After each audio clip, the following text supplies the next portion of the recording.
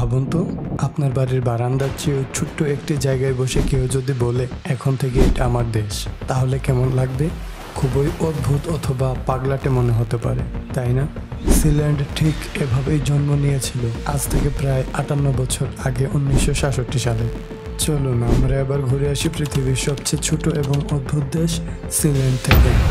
1966 সালের সেই দিনে ব্রিটিশ উপকূলের কিছুটা বাইরে, উত্তর সাগরের ঠিক মাঝখানে আকাশ ছুঁয়ে দাঁড়িয়ে আছে লোহার দানবের মতো দুটি বিশাল পিলার, আর তার উপরে গড়ে উঠেছে বিশ্বের সবচেয়ে ছোট দেশ সিল্যান্ড। আচ্ছা ভাবুন তো, মাত্র 550 বর্গ মিটারের এক প্ল্যাটফর্মের জন্য কেউ কি বন্দুক নিয়ে আক্রমণ চালাতে পারে? এত বিশাল সমুদ্রের মাঝে পড়ে থাকা ছোট্ট এই প্ল্যাটফর্মের জন্য কেন এখানে যুদ্ধের আক্রমণ চালাতে হলো? উত্তর শুনলে আপনার মাথাও ঘুরে যেতে পারে। কিন্তু তার আগে এখানে প্রশ্ন চলে আসে, বিশাল এই সমুদ্রের মাঝে কোথা থেকে এলো এই দানবের মতো লোহার পিলার? কেনই বা এটি তৈরি করা হয়েছিল নির্জন গভীর সাগরের মাঝখানে? জানতে হলে ফিরে যেতে হবে 1943 সালে। দ্বিতীয় বিশ্বযুদ্ধের সময় ব্রিটেন সমুদ্রের মাঝখানে তৈরি করছিল এক বিশাল ইস্পাত প্ল্যাটফর্ম, যার নাম রাখা হয়েছিল রক্স টাওয়ার, যা শত্রু সাবমেরিন এবং বিমানকে ঠেকানোর জন্য বানানো হয়েছিল। যুদ্ধ শেষ হলে প্ল্যাটফর্মটি পরিত্যক্ত হয়ে যায়। তারপর 1966 সালে ব্রিটিশ আর্মির সাবেক মেজর পেডি রয় ব্যাটস পরিবার সহ এই প্ল্যাটফর্মে চলে আসেন। আরেকদিন হঠাৎ করে ঘোষণা দেন, এখন থেকে এই জায়গা আমার দেশ, আর আমি এখানকার প্রিন্স। তিনি একে স্বাধীন রাষ্ট্র ঘোষণা করে নাম রাখলেন প্রিন্সিপালিটি অফ সিল্যান্ড। নিজেদের পতাকা, মুদ্রা, এমনকি পাসপোর্টও বানিয়ে ফেললেন তিনি। কিন্তু সিল্যান্ডের কাহিনী এখানেই থেমে যায়নি। 1968 সাল, সমুদ্রের মাঝের সিল্যান্ডের ভাগ্য নির্ধারণের বছর। ব্রিটিশ নৌবাহিনী বিশাল জাহাজ আর সামরিক বাহিনী নিয়ে এগিয়ে এলো সিল্যান্ড দখল নিতে। কিন্তু প্রিন্স রয় সাগরের মাঝে সেই অদম্য ও জেদি শাসক রাইফেল তুলে ছুড়লেন গুলি। বন্দুকের গর্জনে কেঁপে উঠল সমুদ্র, আর ব্রিটিশ জাহাজ সরে গেল পিছনে। সেই মুহূর্তে বিশ্ব জানলো এই ক্ষুদ্র দেশকে বই দেখানো যাবে না। কি ভাবছেন কাহিনী এখানেই শেষ?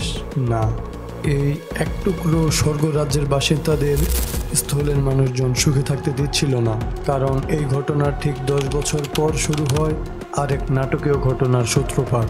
1978 সালের এক গ্রীষ্মের সকাল, তখনও পুরোপুরি ভোরের আলো ফোটেনি। সিল্যান্ডে তখন সবকিছু শান্ত। সমুদ্রের ঢেউ ধীরে ধীরে পিলারের গায়ে আছড়ে পড়ছে।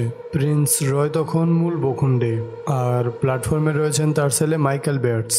হঠাৎই সমুদ্রের বুক চিরে ভেসে উঠল একটি নৌকা। নৌকায় একদল জার্মান ব্যবসায়ীর ভাড়াটে সৈন্য, মুখে রহস্যময় হাসি, হাতে ভারী ব্যাগ। মাইকেল প্রথমে ভাবলেন এরা হয়তো অতিথি, কিন্তু মুহূর্তের মধ্যেই তিনি বুঝলেন এরা আসছে দখল নিতে। ব্যাগ খুলতেই বেরিয়ে এলো বন্দুক। এক নিমিষেই মাইকেল বন্দী হয়ে গেলেন। এরা ছিল জার্মান ব্যবসায়ীর পাঠানো ভাড়াটে সৈন্য, যে দাবি করছিল সিল্যান্ড আসলে তার দখলে যাবে। কিন্তু এটাই ছিল তাদের সবচেয়ে বড় ভুল, কারণ এ খবর পৌঁছে গেল প্রিন্স রয়ের কানে। তিনি দ্বিধা না করে সশস্ত্র হয়ে নৌকায় চড়লেন। সমুদ্রের উত্তাল ঢেউ ভেঙে ছুটলেন নিজের রাজ্য উদ্ধারে। মুহূর্তের জন্য প্ল্যাটফর্মটি পরিণত হলো যুদ্ধক্ষেত্রে। উত্তাল সমুদ্রের ঢেউ যেন ঢেকে দিল মানুষের চিৎকার, লোহার পিলারের ধাতব আঘাতের বিকট শব্দ। ভাড়াটে সৈন্যরা বন্দুকের নল শীতল সমুদ্রের বাতাসে কাঁপতে কাঁপতে তাক করলেন মাইকেলের দিকে। প্রিন্স রয় এগিয়ে এলেন। তার হাতে ছিল শটগান, চোখে ছিল দৃঢ়তা। একটি ভুল মানেই মৃত্যু। আর কয়েক ফুট নিচে অপেক্ষা করছে গভীর সমুদ্রের অন্ধকার আর ভয়ঙ্কর প্রাণীগুলো।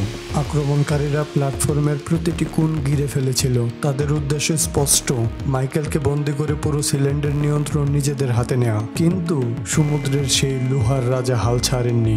কয়েক মিনিটের গোলাগুলি আর স্নায়ুযুদ্ধের পর রয়ের হুমকি আর প্রতিরোধে ভাড়াটে সৈন্যদের মনোবল ভেঙে যায়। শেষ পর্যন্ত ভাড়াটে সৈন্যরা আত্মসমর্পণ করে। এমনকি জার্মান সরকারকে পর্যন্ত আলোচনার টেবিলে বসতে হয়েছিল। বিশ্ববাসীর কাছে এই ঘটনা চিরস্মরণীয় হয়ে থাকবে ইতিহাসের পাতায়, সিল্যান্ডের রক্তহীন যুদ্ধ নামে এক অবিশ্বাস্য অধ্যায় হয়ে। আজও সিল্যান্ড দাঁড়িয়ে আছে উত্তর সাগরের ঢেউয়ের মাঝখানে, একটি ভাসমান দুর্গ, একটি অদ্ভুত স্বাধীন রাষ্ট্রের স্বপ্নের প্রতীক হিসেবে, যেখানে আইন, ইতিহাস আর অ্যাডভেঞ্চারের মিলন ঘটেছে এক রোমাঞ্চকর গল্পে। ভিডিওটি শেষ পর্যন্ত দেখার জন্য আপনাকে অসংখ্য ধন্যবাদ। আর রহস্যময়, অদ্ভুত, অজানা কিন্তু সত্য গল্পের সন্ধানে সাবস্ক্রাইব করুন ভেতরের চোখ, আর আপনিও হয়ে যান রহস্য অনুসন্ধানী ভেতরের চোখ পরিবারের একজন সম্মানিত সদস্য।